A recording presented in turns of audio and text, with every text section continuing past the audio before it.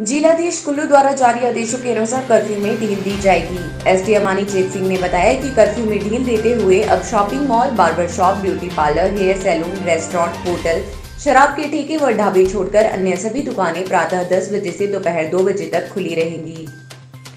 उन्होंने कहा कि दुकानदार में काम करने वाले व्यक्तियों की संख्या पहले से आधी होगी और दुकान पूरी तरह से सैनिटाइज करनी होगी और कामगारों को मास्क पहनना होगा। उन्होंने कहा कि दुकानदारों को अपनी दुकान के बाहर ग्राहकों के लिए उचित दूरी पर गोले बनाने होंगे ताकि सामाजिक दूरी का सही पालन हो सके। एसडीएम चेत सिंह ने बताया कि इससे पहले यानी कि कर्फ्यू के दौरान जो दुकानें खुली रहती थी और सप्ताह में 2-3 दिन खुली रहने वाली दुकानें अब पूरे सप्ताह खुली रहेंगी। वहीं उन्होंने कहा कि अब लोग सुबह 5:30 से 7:30 बजे तक सैर करने जा सकते हैं, लेकिन इस दौरान किसी वाहन का प्रयोग प्रतिबंधित रहेगा और सामाजिक दूरी के नियम का पालन करते हुए मास्क पहनना पड़ेगा। नमस्कार। आज 25 अप्रैल 2020 के जिलाधीश महोदया के जो ऑर्डर हैं उसमें जो बदलाव आए हैं मैं उसके बारे में आपको बताना चाहता हूँ। इसका जो पहला पॉइंट है वो है दुकानों के बारे में। इन दुकानों को छोड़कर जो मैं अभी पढ़ रहा हूँ बाकी सारी दुकानें खुली रहेंगी।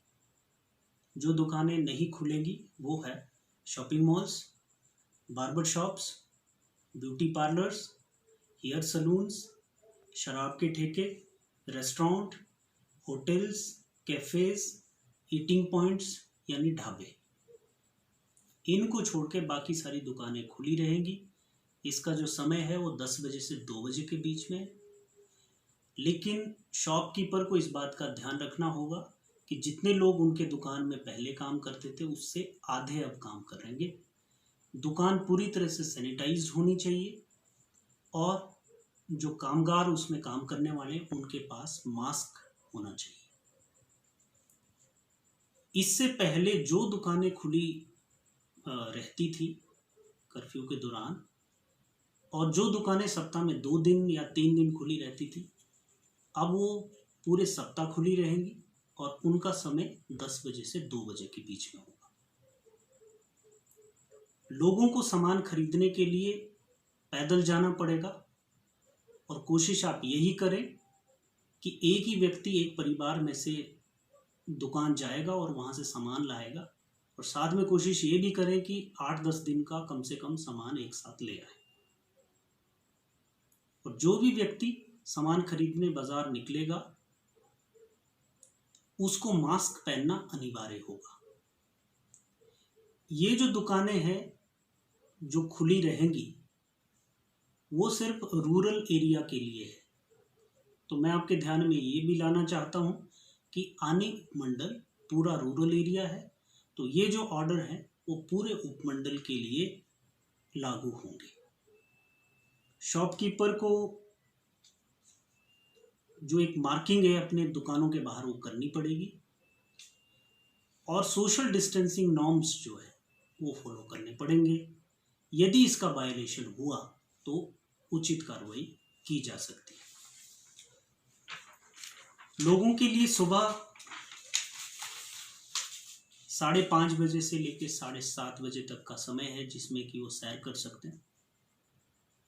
तो 1 महीने से ज़्यादा समय से लोग घरों के अंदर है तो उनके लिए ये बहुत अच्छी बात है। तो आप लोग वॉक पे जाएं लेकिन गाड़ी का इस्तेमाल ना करें। अगर गाड़ी का इस्तेमाल इसमें हुआ तो उसके ऊपर भी कार्रवाई है। और साथ साथ आप सोशल डिस्टेंसिंग नॉर्म्स का इसमें ख्याल रखें और मास्क पहन कर ही जाएं आप वॉक पर। इसके अलावा एक और बात जो क्लियर मैं आपको करना चाहता हूँ, जितने भी ट्रक्स हैं या गुड्स कैरियर हैं एसेंशियल आइटम्स के चाहे वो नॉन एसेंशियल आइटम्स हैं, उनको परमिशन लेने की कोई ज़रूरत नहीं है।